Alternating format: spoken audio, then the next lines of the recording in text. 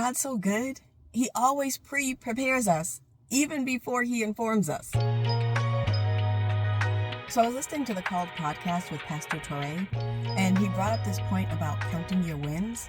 And he mentioned the story of Moses and how when God called him and he felt unqualified, God asked him, "What's in your hand?"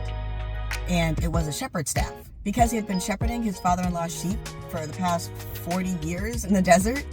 And so he didn't see himself as a leader, but he was already well experienced in guiding the stubborn, the unwilling, those that make poor decisions, those that want to turn around when you know best and you're trying to bring them forward, those that may decide that they don't want to take your direction and your guidance.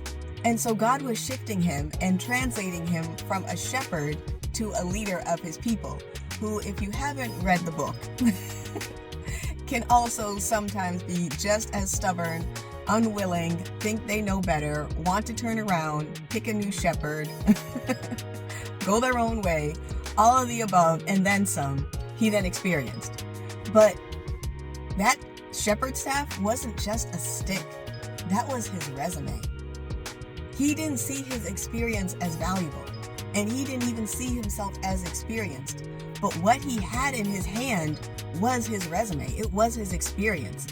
And so what God was calling him to do was to lay down who he thought he was, who he knew himself to be, the past that he was familiar with, and to see God transform it and to pick it up into the leadership position that God had always called him to, but that Moses didn't know that he was being prepared for.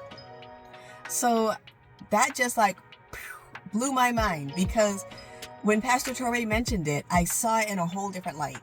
And it's like, wow. Sometimes we don't see what God's preparing us for until He's calling us to transition. And sometimes in that shift, it can be so uncomfortable and seem so unfamiliar, but it's the same thing with a different setting. God's so good. He always prepares us, even before He informs us. So what might look like something different or something that you're unqualified for, you've probably been practicing all along, and you're probably more ready than you think. And you know what? If you ever doubt yourself, just know that God knows best. He doesn't make mistakes. He's been doing this for a long time, and He's not going to fail now. I hope this blesses you. Happy Mental Health Month. God bless.